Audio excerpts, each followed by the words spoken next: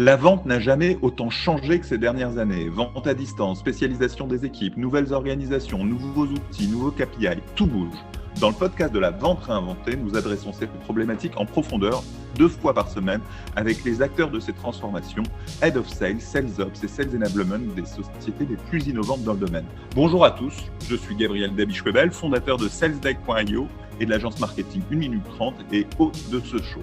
Tout de suite l'interview, mais juste avant, un petit mot pour vous faire découvrir SalesDeck.io, la nouvelle plateforme SaaS pour rendre vos rendez-vous commerciaux plus engageants et mieux préparés. Avec SalesDeck.io, vendez plus et plus vite en visio. Bonjour à tous, je suis ravi aujourd'hui d'être avec Adli Saka, qui est Head of Sales chez Active International France. Salut Adli. Salut, enchanté Gabriel, merci de m'avoir invité. Ouais, avec plaisir. Est-ce que tu peux nous présenter brièvement Active International, parce que j'ai découvert cette activité, et puis après on va un peu parler de neurosciences. Ok, canon. Active, c'est une boîte américaine qui existe depuis une cinquantaine d'années, 13 bureaux dans le monde, 300 personnes, 1,5 milliard de dollars de chiffre d'affaires, et une société qui fait du barter, du bartering ou de la compensation financière. En 2 mots, les industriels, peu importe qui sont, ce qu'ils produisent, donc ils ont des runs de prod, ils vendent ça au consommateur final et il arrive que des stocks se retrouvent dans des circuits secondaires avec une forte perte de valeur. On devait le vendre dans un réseau, ça se fait pas, on va le liquider. Nous, on arrive chez Active et on offre une compensation financière afin d'éviter cette perte. On trouve des réseaux, des réseaux innovants pour la revente de ces inventaires dans le respect des contraintes des contrats de distribution qu'ils peuvent avoir. Et ensuite, la compensation qu'on donne aux clients, il va pouvoir l'utiliser pour payer une partie de leur plan média sur TF1, M6, Facebook, donc faire une économie de trésorerie derrière. Donc, c'est un peu un billard en 3 bandes où on solutionne un problème comptable et de valeur, un problème de sortie pour pas venir engorger le marché premier de notre client, et on vient optimiser la trésorerie de ce dernier puisqu'il va payer ses médias avec une partie de ses overstocks. Super. Et toi, donc, dans ton parcours de sales et aujourd'hui d'Head of Sales, tu es arrivé aux neurosciences, tu as découvert cette technique. Pourquoi? Qu'est-ce qui t'a amené à ça et comment tu l'utilises? Ce qui m'a amené à ça, c'est que j'avais pas beaucoup de réussite ailleurs. C'est-à-dire qu'on se retrouvait tous devant le sortie d'un rendez-vous, mais pourquoi il n'a pas acheté le produit? Pourquoi ça lui a pas plu?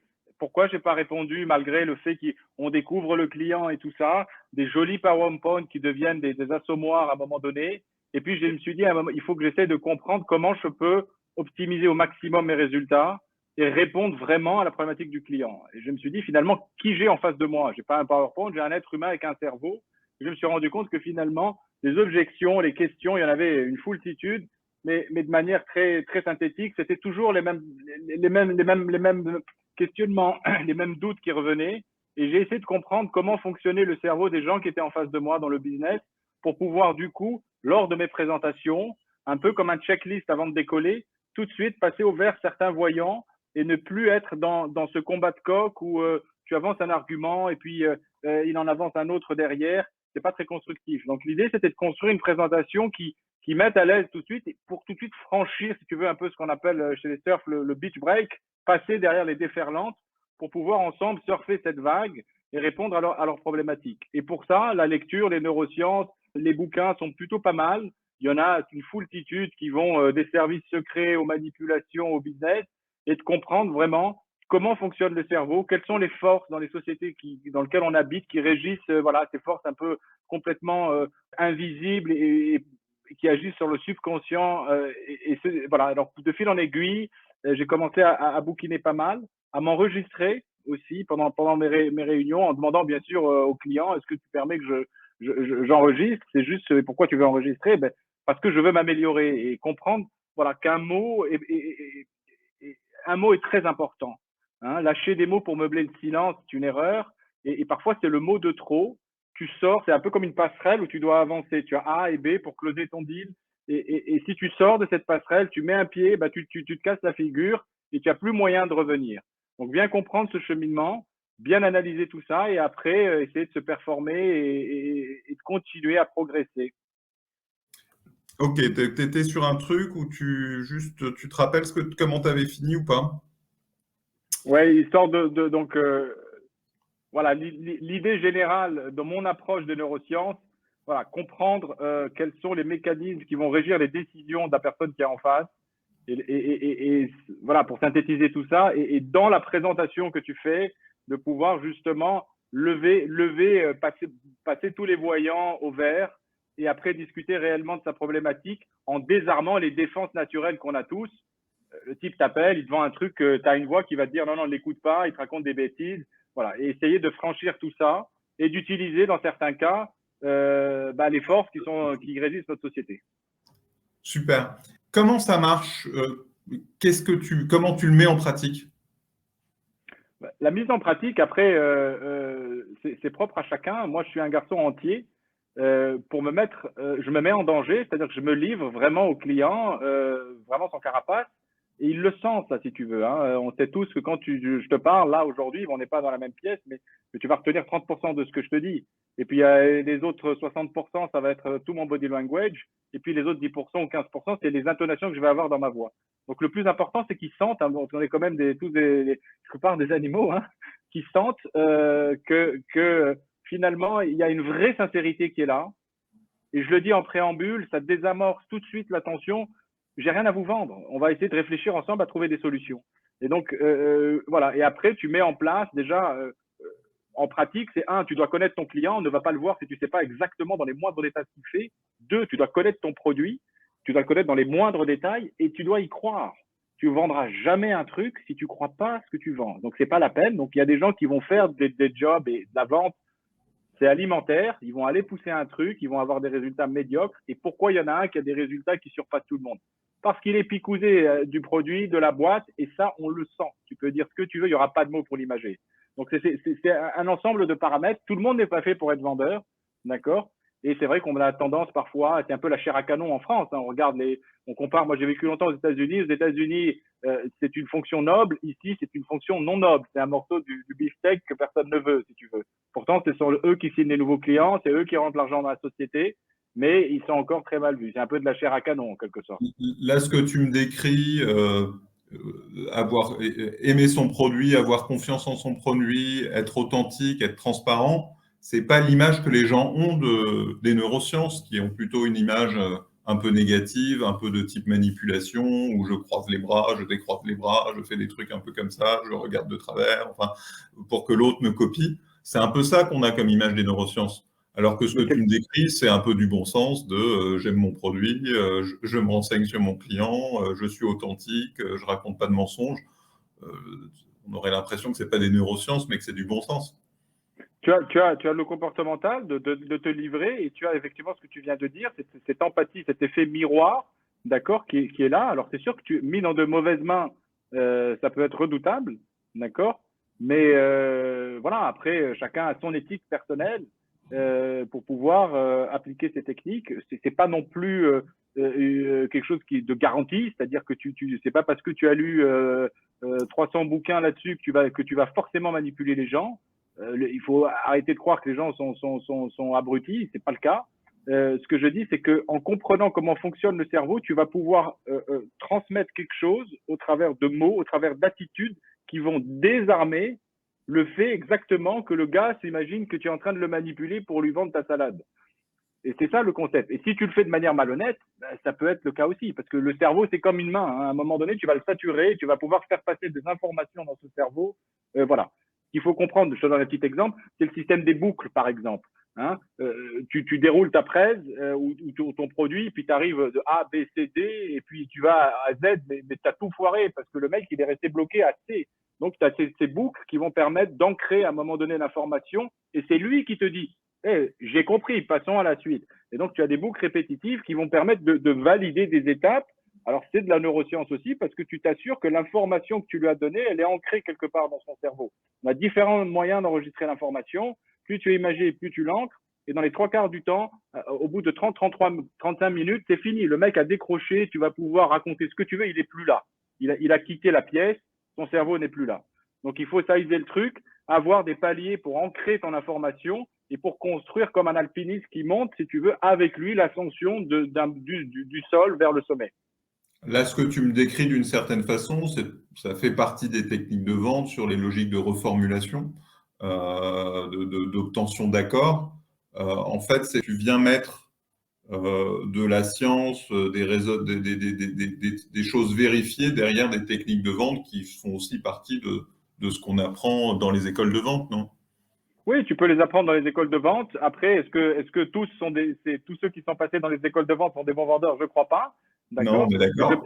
Et je pense que la neuroscience tout seul ne marche pas. Les écoles de vente toutes seules ne marchent pas. Et c'est un tout, en gros, tu dois avoir une palette de compétences et d'attitudes qui te permettent d'allier tout ça. Mais quand on t'explique qu'il y a la répétition, pourquoi il y a de la répétition? Parce que ton cerveau fonctionne comme ça.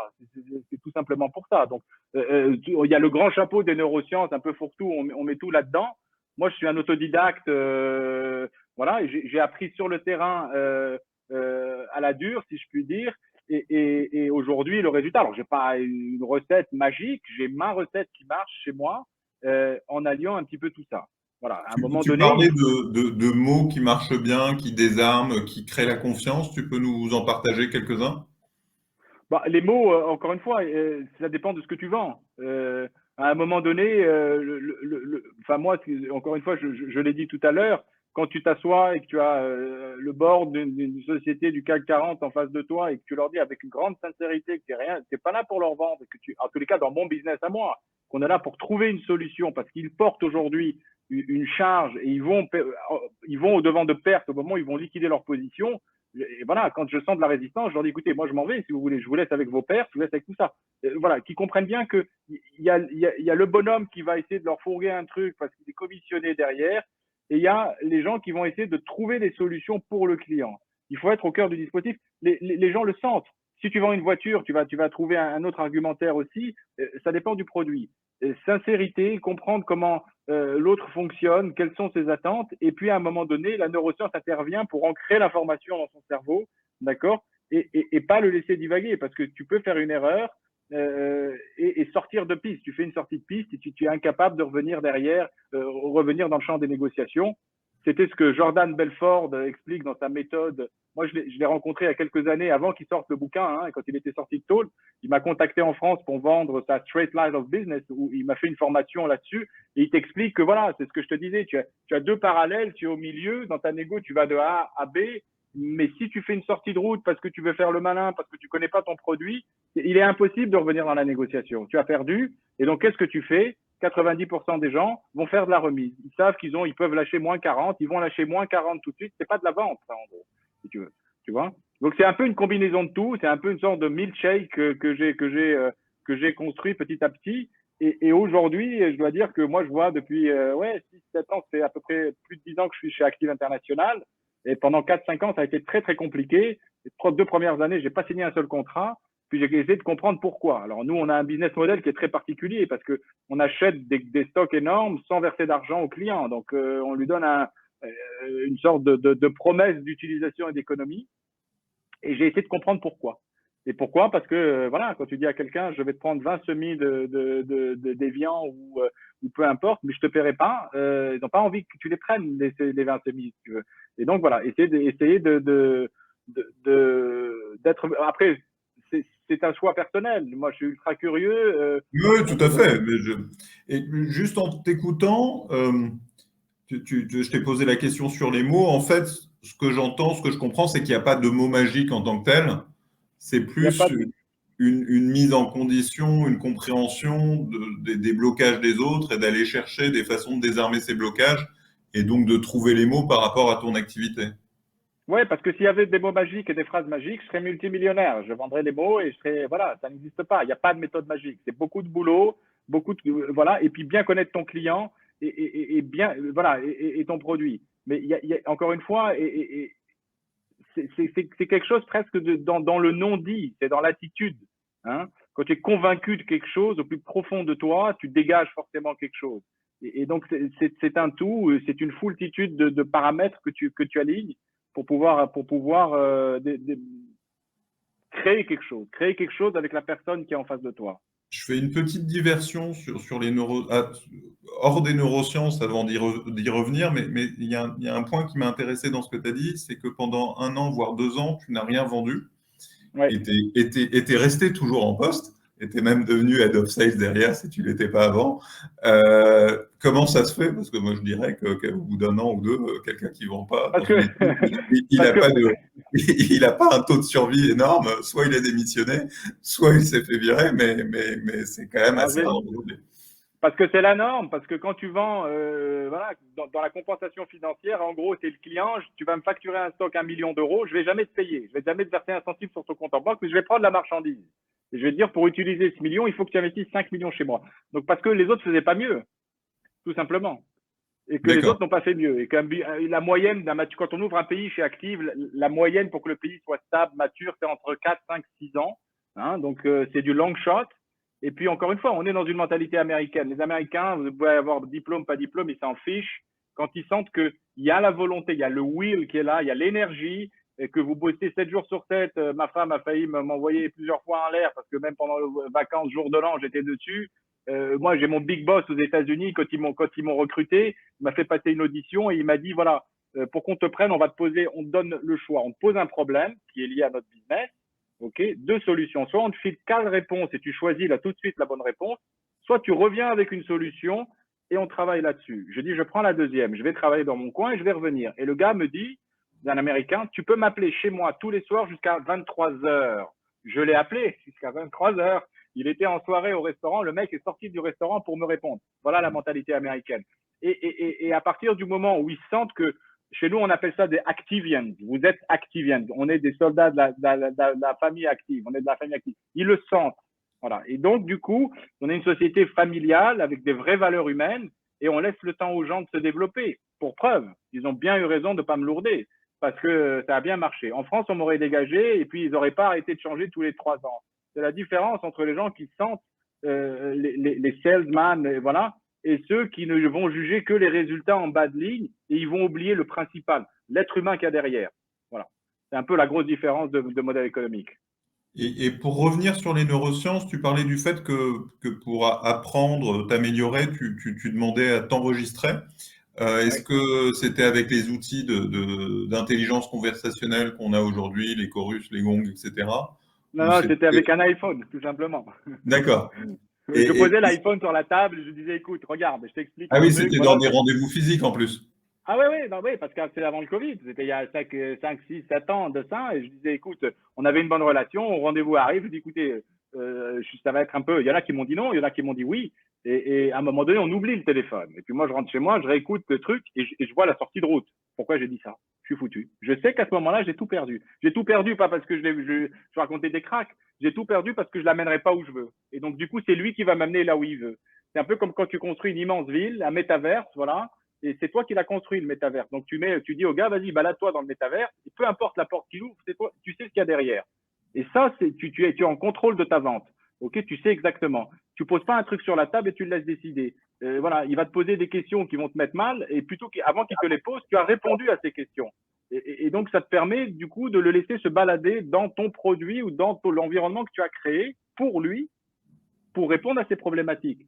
Mais tu gardes le contrôle de l'interview, tu gardes le contrôle de la vente. Sinon, tu ne fais que te défendre. Sun Tzu disait, si tu veux attaquer, attaque dans une position de force et attaque si tu es sûr de gagner. Donc, tu ne vas pas dans un rendez-vous et te mettre dans une position de faiblesse. Pourquoi je dis que je vends rien? Parce que si tu vends un truc, tu défends ta position. Si tu viens régler un problème, d'accord, c'est eux qui sont en position inférieure à toi. Enfin, pas inférieure dans le sens, voilà, ils sont en position de Oui, ils sont défense. demandeurs. Absolument. Et donc ça, c'est primordial. C'est un mindset que tu dois avoir. Il y a aussi ce que je te disais qui est très important. Et moi, j'utilise des techniques des mecs, des pilotes de chasse et ces trucs-là, de revivre le rendez-vous 4, 5, 10, 100, 200 fois avant d'y aller. Tu vas sur LinkedIn, tu vois le visage des personnes, tu l'imagines dans la salle de réunion, tu imagines la salle de réunion, tu imagines comment il est habillé, tu déroules ton speech, ok, tu sais où ça va coincer, tu sais quels sont finalement, parce que tu connais très très bien ton produit et tu as fait une synthèse comment dirais-je, des doutes, des questionnements et des interrogations. Donc, à la fin, tu peux avoir 2000 questions. Fondamentalement, il y en a 4-5 qui sont les grandes objections. Voilà. Et donc, tu revis ça. Quand tu t'installes et que tu commences à parler, tu es détendu. Alors, moi, j'ai pas de problème à prendre la parole. Il y en a qui c'est un stress d'arriver devant 5-6 personnes. La respiration avant est très importante. Oxygéner bien son cerveau. détendre ses épaules, on se rend pas compte, mais tu as les trapèzes qui sont gelés là, c'est un truc, et le gars est tendu alors qu'il est excellent. Il faut apprendre à se détendre. Cet exercice-là permet de se détendre. Un dernier petit truc, quand tu rentres, il y en a toujours un qui va te casser les pieds. Il est là pour ça, c'est le bad cop, ok? Moi, ce que je fais, c'est que le bad cop, maintenant je le fais un peu moins parce que je suis beaucoup plus à l'aise, j'essaie de trouver chez ce bad cop-là, ou la personne qui je sais qu'elle est un peu dure, j'essaie de trouver une ressemblance avec quelqu'un de ma famille, ok? Et quand tu colles ça, il y en avait un, il était imbuvable. Il était très, très dur. Je ne donnerai pas son nom ni la boîte, une très, très grosse boîte. Il ressemblait un peu à mon grand-père. Et quand je suis rentré, j'ai vu mon papé à moi, tu vois. Et il s'est passé un truc. Le mec s'est mis à sourire. On a signé. Aujourd'hui, on s'appelle pour parler des vacances. Ça, c'est un petit truc aussi à filer aux gens. Parce que toute ton attitude va changer. Tu t'en rends pas compte. C'est très tendu. Puis tu dis, ah, il ressemble à mon oncle, à mon meilleur ami. Et là, tu vas te détendre tout de suite et il se passe un truc. Tu sais pas pourquoi, il y a une alchimie qui se crée. Hein, et c'est tous ces non-dits qui font que tu as un rendez-vous qui marche ou qui marche pas. Et puis, il faut pas aussi hésiter à un moment donné à dire non. Non, je sais pas faire. Marquer des limites, imposer des limites à ton produit, c'est exceptionnel. C'est comme tu es dans une boîte qui fait du textile. Voilà, je leur dis, moi, mais moi, si je fais du 42 et si j'achète du 32, vous n'allez pas me dire que je rentre dedans, non? Ben, moi, c'est la même chose. Je sais pas faire. Ça, c'est pas possible. Et ça, c'est une preuve de crédibilité. Et puis, un dernier petit point, le silence. Moi, j'ai eu du mal, tu vois que je parle beaucoup quand même, hein. Mais et ça aussi, plus tu parles, plus tu vas rentrer d'informations. Les gens, tu parles trop, oui, mais à un moment donné, tu l'as laissé parler, maintenant c'est à toi de mitrailler aussi, hein. C'est aussi le but. À un moment donné, il faut que tu envoies un max d'informations et tu as des points clés avec les boucles dont je te parlais. Mais le silence, c'est une arme exceptionnelle. Alors parfois, dans les rendez-vous un peu durs, tu te tais et je compte dans ma tête. 1, 2, 15, 10, 17 secondes, c'est énorme, c'est un truc de ouf. Parfois, tu te sens tellement mal à l'aise, mais tu te forces à garder le silence. Le silence est génial, le non est d'une puissance exceptionnelle. Voilà, et connaissez vos clients, je crois que c'est le meilleur conseil qu'on peut donner. Intéressez-vous aux gens. Quand tu t'intéresses à quelqu'un, il le sent. Quand c'est pas focus, si c'est focus, ça passera pas, il va le sentir tout de suite. Mais réellement, hein, quand tu as vraiment envie de solutionner, que tu as mis ton cœur, que tu as mis tes tripes, tu t'es préparé, il y a quelque chose qui se passe. C'est pas juste. Beaucoup, Adli. J'aurais aimé te poser encore plein de questions sur la manière dont tu transmets ça à tes équipes, etc. Mais ce sera pour un autre épisode. On se retrouve 2 fois par semaine pour un nouvel épisode. Abonnez-vous sur votre plateforme de podcast préférée pour ne rater aucun épisode. Merci aussi à notre sponsor salesdeck.io, la solution SaaS pour vendre plus et plus vite en visio, avec des rendez-vous plus engageants et mieux préparés. Découvrez la solution et réservez tout de suite une démo sur salesdeck.io. Merci beaucoup, salut. Merci, salut.